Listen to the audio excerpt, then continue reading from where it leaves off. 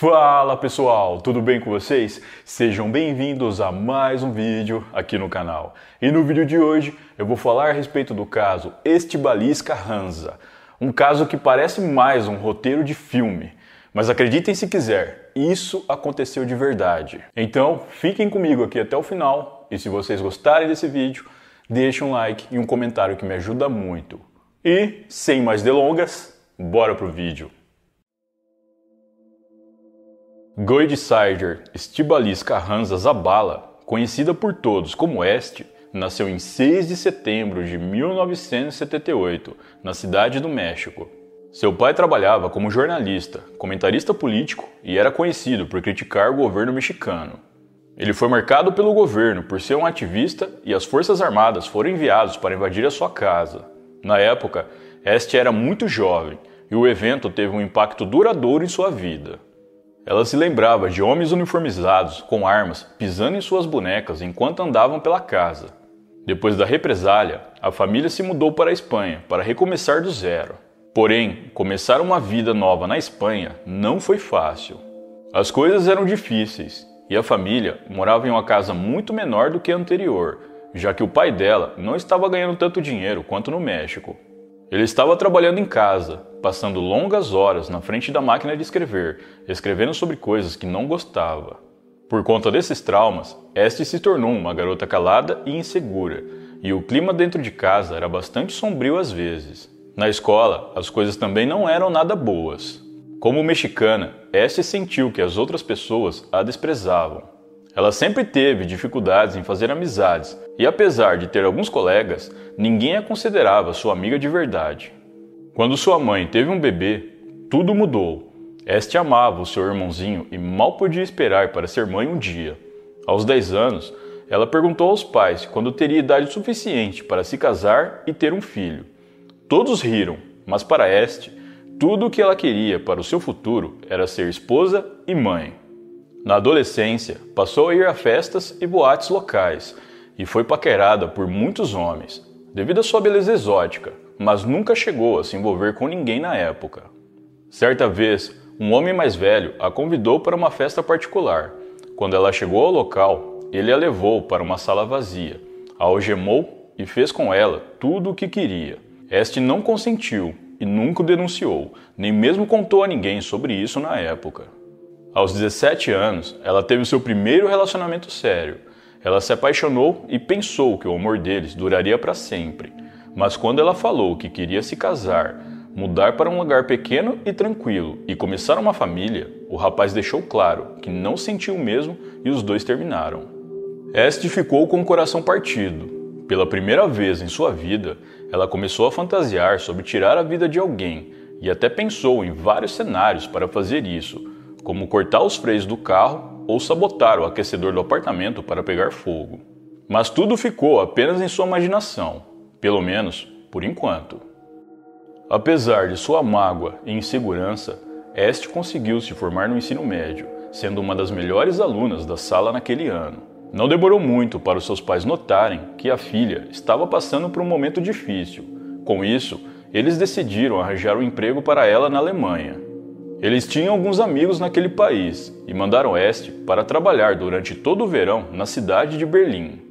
A jovem ficou muito animada, pois ficaria longe de Barcelona, longe do seu ex-namorado e de todas as lembranças que tinha dele.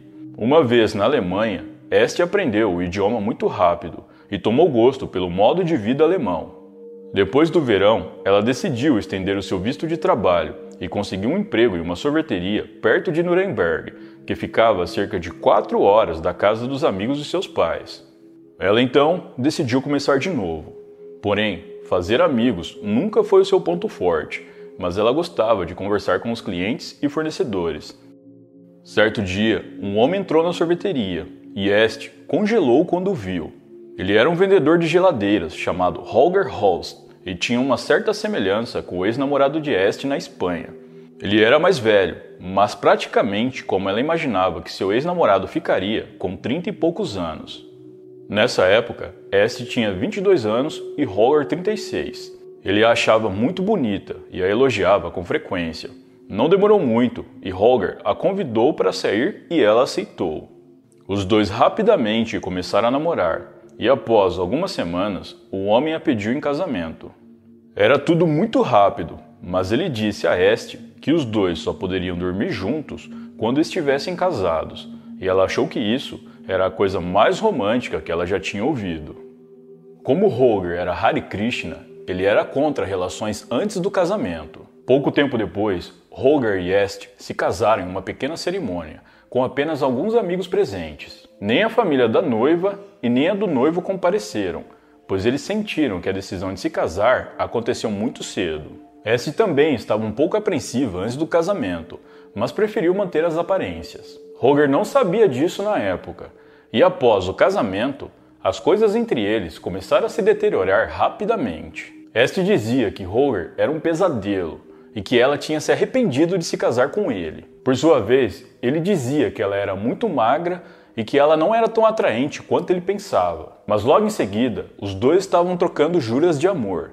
Era um relacionamento bem confuso e conturbado. Este dizia todos os dias para o marido que queria ser mãe, mas o homem dizia que ainda não estava preparado. Mais tarde, o casal decidiu se mudar para Berlim, cidade natal de Holger. Este arrumou um emprego em uma outra sorveteria e Holger continuou trabalhando como vendedor de geladeiras. Mais tarde, ele ficou desempregado e passou a realizar pequenos bicos para poder se manter. Sabendo que Este sempre quis visitar a bela cidade de Viena, Holger sugeriu que eles se mudassem para a Áustria e abrissem sua própria sorveteria na cidade de Eisleben. Ela ficou um pouco cética no início, mas quando Holger prometeu que eles poderiam começar uma família assim que se estabelecessem em Viena, ela concordou com a ideia. Foi a melhor notícia de todos os tempos para Este, que estava muito animada em finalmente ter um filho. Em Viena, eles passaram a morar em um pequeno apartamento, perto de uma sorveteria chamada Schleckeria, que haviam comprado. No início, tanto Holger quanto Este sonhavam em tornar o seu negócio algo lucrativo e divertido. No verão, a sorveteria ficava lotada, com crianças, pais, jovens casais. Todo mundo gostava do lugar, pois era bem organizado e o atendimento era considerado excelente. No inverno, eles passaram a vender café, chá e bolos para manterem o lucro. Desde o início, o negócio estava indo bem. Eles tinham alguns clientes regulares e pareciam cada vez mais felizes. Porém, logo ficou evidente que Este estava fazendo todo o trabalho, enquanto Holger ficava em casa assistindo TV e navegando na internet. Este não tinha esquecido da promessa do marido de formar uma família, mas Holger estava a enrolando novamente. Ela continuou insistindo, praticamente implorando por um bebê, mas Holger disse que eles resolveriam isso mais tarde. Na verdade, Holger começou a se abster completamente em ter relações com ela. Como era Hare Krishna, ele acreditava que ter relações era apenas para procriação, e como ele não estava pronto para ter filhos, ele não dormia com a esposa. Talvez tenha sido a constante insistência de Este para ter um bebê que o fez querer o contrário. Ele sempre dizia que tinha coisas mais importantes na vida do que ter relações. O casal saía juntos apenas uma vez na semana, e era para participar das reuniões Hare Krishna. Este não seguia o movimento, mas ela sentiu que, como esposa, era o seu dever acompanhá-lo. De repente, Holger passou a se interessar por armas de fogo e começou a colecioná-las. Este odiava armas. Ela nunca confrontou ou questionou o marido, mas por dentro ela estava furiosa. Era como se uma serpente venenosa estivesse se criando dentro de sua mente. No ano de 2007, Este conheceu um homem que chamou muito a sua atenção. O seu nome era Manfred Heitenberg. Ele era um vendedor de sorvete de 48 anos, e o relacionamento deles foi praticamente uma repetição de como Este e Holger se conheceram. Toda vez que Manfred ia para a sorveteria, sempre a elogiava, fazendo-a se sentir a mulher mais linda do mundo, e isso era algo que ela amava. O homem sabia que ela era casada, mas também sabia que ela não estava feliz. Então, um certo dia, Manfred se arriscou e a convidou para sair. No dia anterior, Este e Holger haviam brigado, e isso meio que contribuiu para que ela aceitasse o convite. Os dois se encontraram em um local discreto, onde passaram algumas horas conversando e bebendo. A partir desse dia, eles começaram um caso. Os dois passaram a se encontrar regularmente em bares e cervejarias de Viena, e Este pensou que finalmente estava vivendo o sonho romântico. Em um desses encontros, Sasha, um rapaz de 25 anos que frequentava a sorveteria de Holger e Est, viu o casal de amantes juntos. Est passou a ficar com o medo constante de ser descoberta, mas para sua surpresa, Sasha nunca contou nada a ninguém. Porém, esse foi um deslize muito grande, e Est sabia que algo deveria ser feito, pois mais cedo ou mais tarde ela poderia ser descoberta. Manfred a encorajou a se divorciar de Holger. Ele falou que seria um administrador melhor da sorveteria, que ela era linda e merecia viver as melhores coisas que o mundo poderia oferecer. Est, então, sentindo que o seu casamento realmente não tinha mais jeito e empolgada com seu amante, decidiu pedir o divórcio. Depois da separação, ela estava livre para oficializar seu relacionamento com Manfred. Não demorou muito para ela dizer ao seu novo amor que estava ansiosa para ter filhos. No entanto, Manfred não estava tão entusiasmado assim. Ele já havia sido casado antes e tinha 2 filhos crescidos, e não estava interessado em ter mais filhos. Com isso, o relacionamento dos dois foi piorando, já que eles estavam interessados em coisas opostas. Não muito tempo depois, eles decidiram acabar com tudo, e Est ficou completamente abalada. Enquanto isso, Holger havia se recusado a sair do apartamento, mesmo que eles não fossem mais casados. Est sentiu que tinha mais direito de ficar, já que era ela quem administrava a sorveteria, e Holger nunca a ajudou financeiramente. Isso acabou levando a muitas brigas, e Est, de repente, se lembrou de suas fantasias depois de terminar com seu namorado do ensino médio, e pensou que seria um livramento tirar a vida de Holger. No dia 27 de abril de 2008, Est voltou para casa depois de um longo dia na sorveteria, um local onde as crianças e seus pais se divertiam. Em contraste, sua casa estava sombria e repleta de tensão. Holger passava o dia todo sentado na frente do computador, e Est decidiu ter uma conversa séria com ele.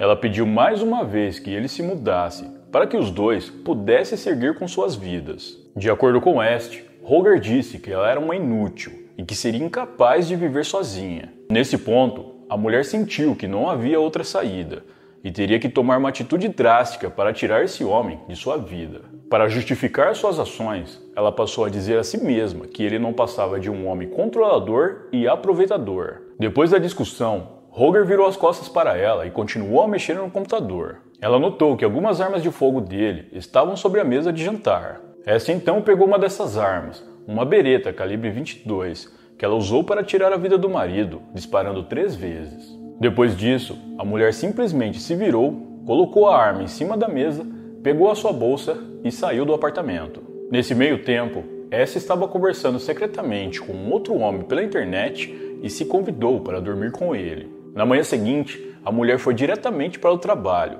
tentando esquecer o corpo do ex-marido que estava no apartamento. Depois do trabalho, ela viu que não tinha mais como fugir e tinha que ir para o apartamento para resolver isso. Ao abrir a porta, um sentimento misto de alívio e horror tomou conta dela, ao ver que Holger ainda estava na mesma posição que ela havia o deixado. Na época, Essie decidiu que a melhor maneira de se livrar de tudo seria queimando. Essie então comprou gasolina e ateou fogo para tentar encobrir o seu crime. Logo, começou a fazer muita fumaça, e um vizinho muito preocupado decidiu chamar os bombeiros. Essie abriu a porta da sacada para deixar a fumaça sair um pouco. Foi quando ela viu que 2 bombeiros estavam se aproximando. Ela usou todo o seu charme e os convenceu de que não havia nada errado, que ela apenas havia esquecido um frango no forno.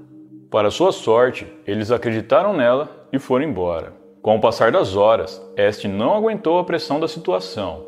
Então tomou um banho e voltou para a casa do seu amante da internet, deixando Holger no mesmo local em que ele estava antes. Quando voltou no dia seguinte, o cheiro de decomposição havia tomado conta do lugar. Uma vizinha bateu na porta e perguntou educadamente se ela estava cozinhando peixe, por causa do mau cheiro que emanava do apartamento. Ela disse que sim e pediu desculpas à senhora. Essie percebeu que não podia esperar mais e precisava se livrar de Holger o mais rápido possível. Então ela bolou um plano. Holger era um homem grande, que pesava cerca de 130 quilos. Essie era pequena e nunca seria capaz de arrastá-lo para baixo. A única maneira de descartá-lo seria dividindo. Foi aí que teve a ideia de comprar uma motosserra. Ela foi a uma loja de ferragens e comprou tudo o que precisava, quando voltou ao apartamento, estendeu uma lona no chão e começou o processo. Foi algo muito intenso para ela, que resolveu parar um pouco para descansar. Depois, ela se limpou e foi novamente para a casa do seu amante, deixando o que antes era Holger espalhado pela sala. No dia seguinte, Este voltou para terminar o trabalho. Ela colocou todas as partes em baldes e encheu com concreto. Horas depois, quando o concreto estava seco, ela conseguiu carregar os pesados baldes para baixo, onde chamou um táxi para levá-la até a sorveteria, que ficava a cerca de 300 metros. Ela disse ao taxista que estava reformando a sua casa, e por isso ele não estranhou os baldes com concreto. Mais tarde, ela levou os baldes cheios de concreto para o porão de sua sorveteria, pois o lugar a lembrava um cemitério. Era um ambiente calmo e tranquilo, e ela achava que Holger ali poderia descansar em paz. Em sua mente, ela poderia mantê-lo por perto e até poderia conversar com ele de vez em quando. De volta ao apartamento, haviam resquícios do crime por toda parte, e Este teve que limpar tudo antes que alguém notasse alguma coisa. Ela demorou vários dias para deixar o lugar totalmente limpo. Como o casal eram estrangeiros em Viena, eles não tinham muitos conhecidos próximos no país, então ninguém percebeu que Holger havia desaparecido. Este era a única pessoa que sabia o que realmente havia acontecido ao ex-marido. Para os amigos que conheciam o casal, ela disse que Holger havia se mudado do país após o divórcio. Este continuou com a sua vida normalmente, administrando sua sorveteria e procurando por um amor de verdade. 3 anos depois, ela reacendeu seu relacionamento com Manfred, mas ele parecia apenas querer diversão e disse que os dois deveriam ter um relacionamento aberto, pois ele não estava pronto para ser exclusivamente dela. Isso frustrou a mulher profundamente. Este não podia acreditar como Manfred poderia esperar e aceitar que ela dormisse com outros homens estando com ele. Tudo o que ela queria era se casar e começar uma família. Ela também não aceitaria dividi-lo com ninguém, e certa vez vasculhou seu telefone e e-mails para saber se ele estava aprontando, e descobriu fotos de outras mulheres em seu telefone, ficando furiosa. Em sua mente, Este culpava Manfred pelo que tinha feito ao seu ex-marido. Para ela, se ele não a tivesse encorajado a deixá-lo, ela não teria tirado a vida dele. E novamente, as fantasias sombrias recomeçaram em sua mente. No final de novembro de 2010, Este atacou mais uma vez. Quando ela acordou pela manhã, notou que Manfred havia passado a noite toda na internet. Assim que ele saiu para o trabalho, ela começou a pesquisar o seu histórico de navegação e descobriu que ele estava conversando com várias mulheres em uma plataforma de namoro online.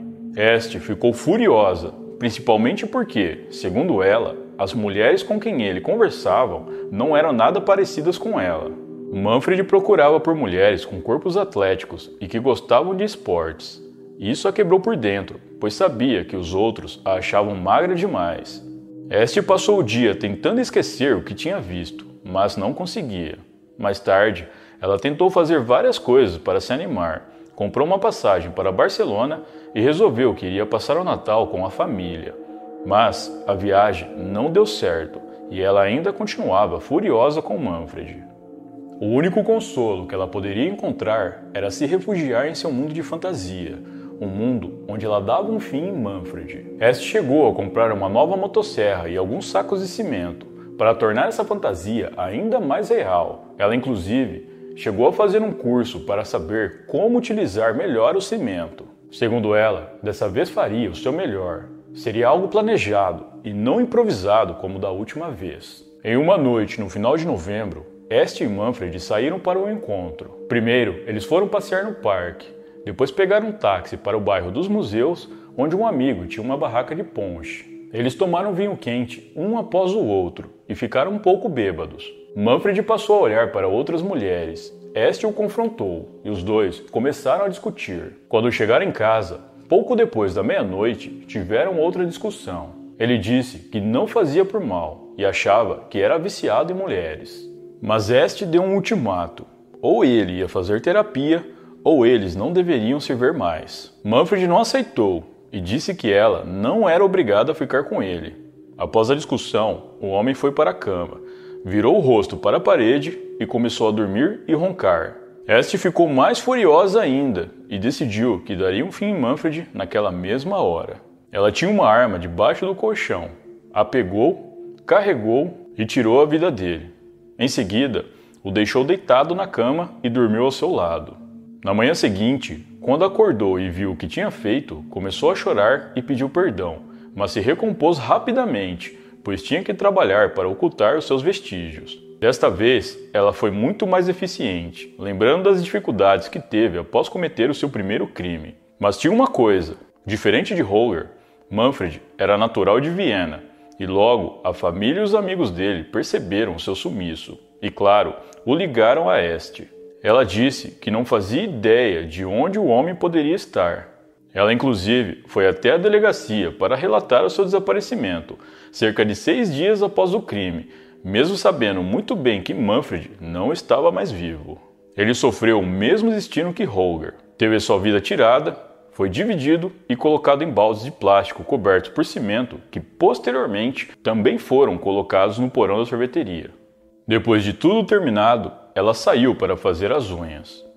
Para os amigos, Este fingiu estar preocupada com o desaparecimento de Manfred. Ela passou a desempenhar um papel de vítima, dizendo simplesmente que ele não a amava o suficiente para ficar. Nessa época, um dos amigos de Manfred, um homem chamado Roland, de 47 anos, cuidou de Este. Ele a levava para jantar e começou a passar bastante tempo com ela. Eventualmente, a amizade dos dois se transformou em um relacionamento. No entanto, Roland já era comprometido, mas isso não foi problema, pois em janeiro de 2011 ele rompeu seu namoro para poder ficar com Este. Os dois pareciam muito felizes, e após 5 meses de namoro, Este descobriu que estava grávida. Roland ficou bastante surpreso, mas feliz. Ele então a pediu em casamento, e ela disse sim. Finalmente, parecia que todos os sonhos de Este estavam se tornando realidade. Sua sorveteria estava indo muito bem. Ela tinha um homem gentil que a amava, era noiva e estava esperando um filho. Mas tudo isso estava prestes a desmoronar. Em 6 de junho de 2011, por volta das 9 da manhã, Este caminhou os 300 metros do seu apartamento até a sua sorveteria. Quando ela entrou no local, sentiu uma tensão no ar. Um homem de macacão passou em frente a ela e ela perguntou a alguns dos seus clientes quem ele era e o que estava acontecendo. O homem era um encanador e ele foi chamado pois o salão de beleza ao lado da sorveteria estava com um vazamento. Quando o encanador entrou no porão para consertá-lo, ele teve que arrombar uma porta que estava trancada. Essa porta dava acesso ao porão da sorveteria. Os clientes sussurraram que o encanador havia encontrado algo horrível no porão. Os baldes, contendo partes, estavam em pequenos freezers e purificadores de ar estavam espalhados por toda parte na tentativa de mascarar o cheiro. Todo mundo já estava especulando se o que estava nos baldes era o que havia sobrado de Manfred.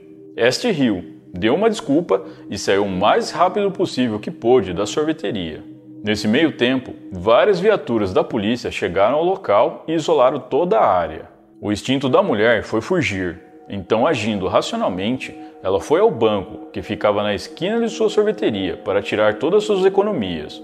No entanto, a fila do banco estava muito grande, e enquanto aguardava, ela percebeu que precisava de sua caderneta de poupança, que estava na sorveteria. A essa altura, a polícia já tinha fechado toda a rua e ela não se arriscou a voltar lá. Ela então ligou para uma mulher que trabalhava como faxineira em seu apartamento. Ela sentiu que a mulher era provavelmente a sua amiga mais confiável e pediu para que ela a encontrasse em uma ponte próxima e que levasse sua caderneta de poupança. A mulher concordou. Enquanto esperava, Este ficava cada vez mais tensa, imaginando se a faxineira a entregaria às autoridades ou a ajudaria. Surpreendentemente, a mulher trouxe as suas coisas. Elas se abraçaram e choraram, mas não trocaram palavras. As duas sabiam que provavelmente nunca mais se veriam. No banco, Este retirou um total de 10.000 euros de suas economias. Aliviada por ter conseguido sacar o seu dinheiro, percebeu que era a hora da segunda parte do seu plano, fugir. Mas seu passaporte havia ficado em seu apartamento e ela também não podia arriscar ir para lá, pois a polícia estava por toda parte. Por sorte, ela viu um dos seus clientes passando de carro e se aproximando da esquina onde estava. O homem era Sasha, o mesmo jovem que a viu certa vez com Manfred, na época em que eles ainda eram amantes. Ela fez sinal e ele parou. Este pulou para dentro do carro e foi direto ao ponto. Ela disse que a polícia estava procurando por ela por causa de algo que Manfred tinha feito. Ela perguntou se o rapaz poderia pegar o seu passaporte no apartamento. O jovem não disse nada, mas concordou em silêncio.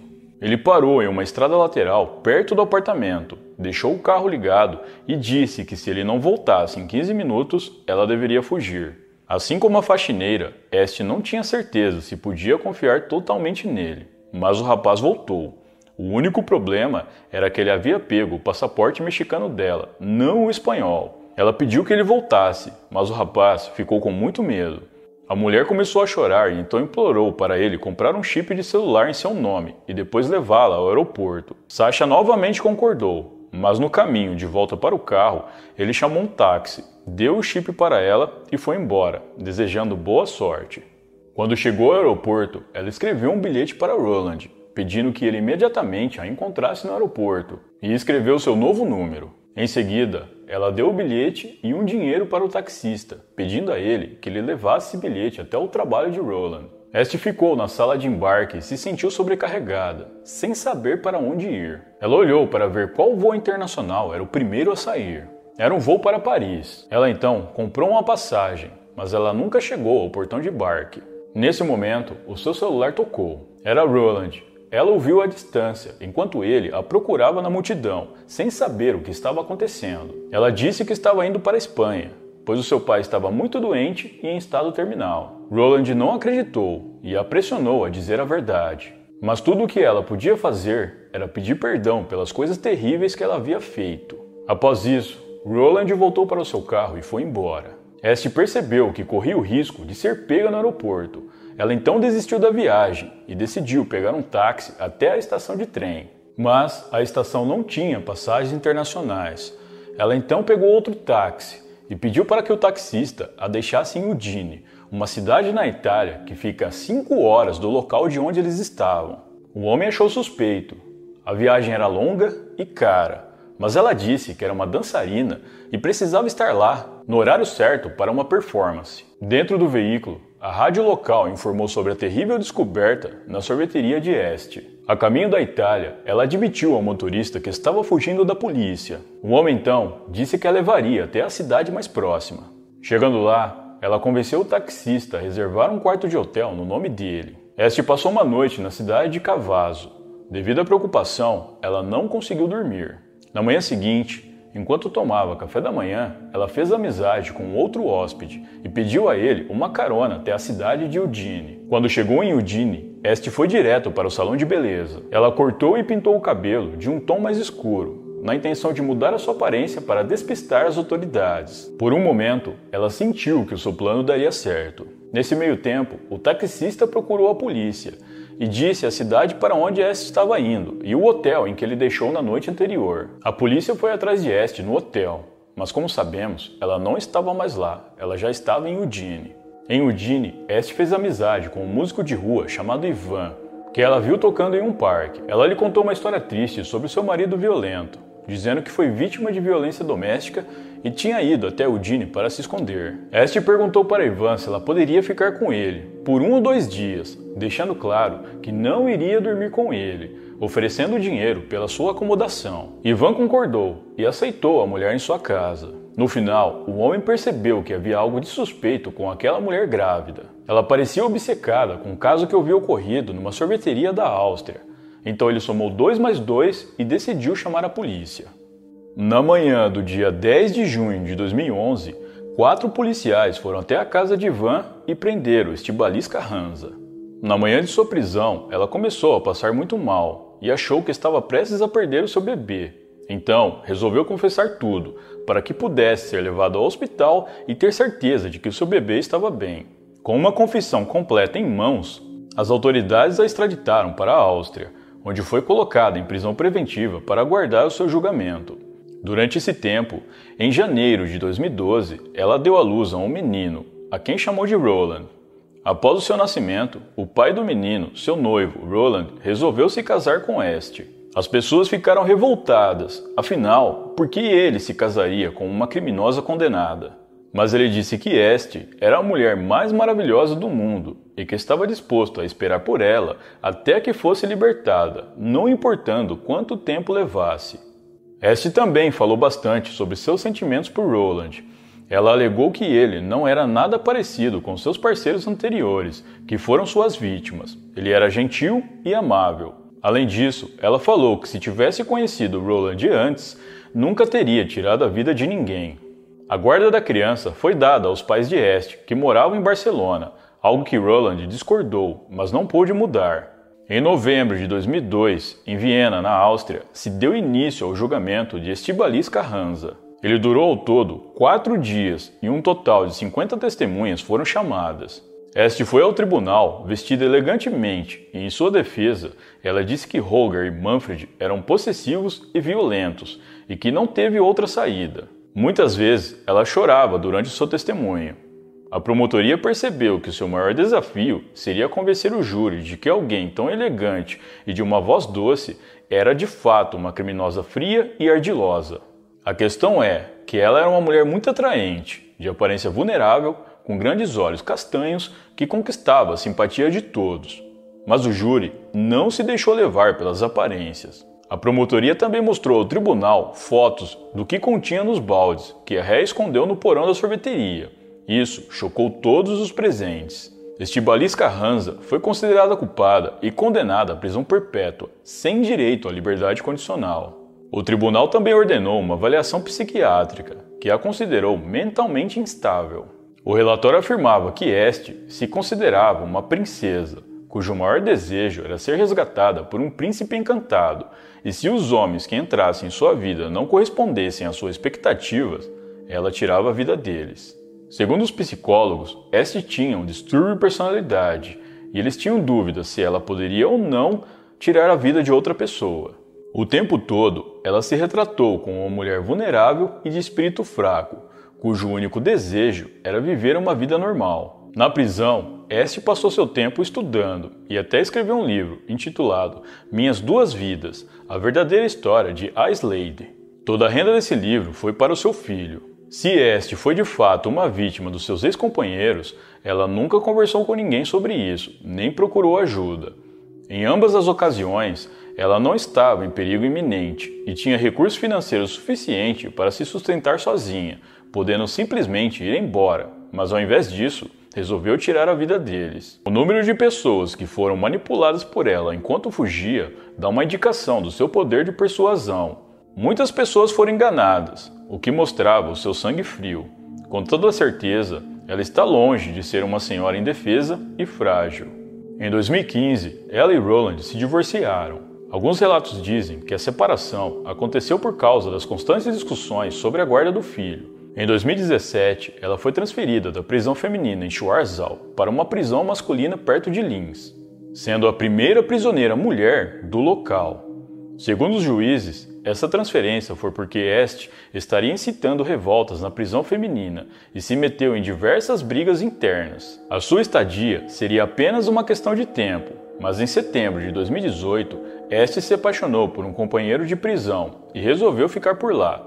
Sobre esse novo romance, ela disse: Martin tem um transtorno de personalidade combinado com síndrome limítrofe e narcisista.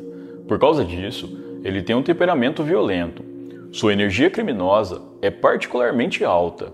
Ele é um mentiroso patológico. Além disso, Martin, ao contrário de mim, é classificado como um criminoso perigoso. E acho que, devido a isso, ele faz a escuridão dentro do meu coração soar. Isso é bom. Chegou a hora de eu realmente conhecer esse outro lado de mim mesma. Bom, pessoal, então é isso. Muito obrigado por me assistir até o final. Eu vou ficando por aqui. Um grande abraço e até a próxima.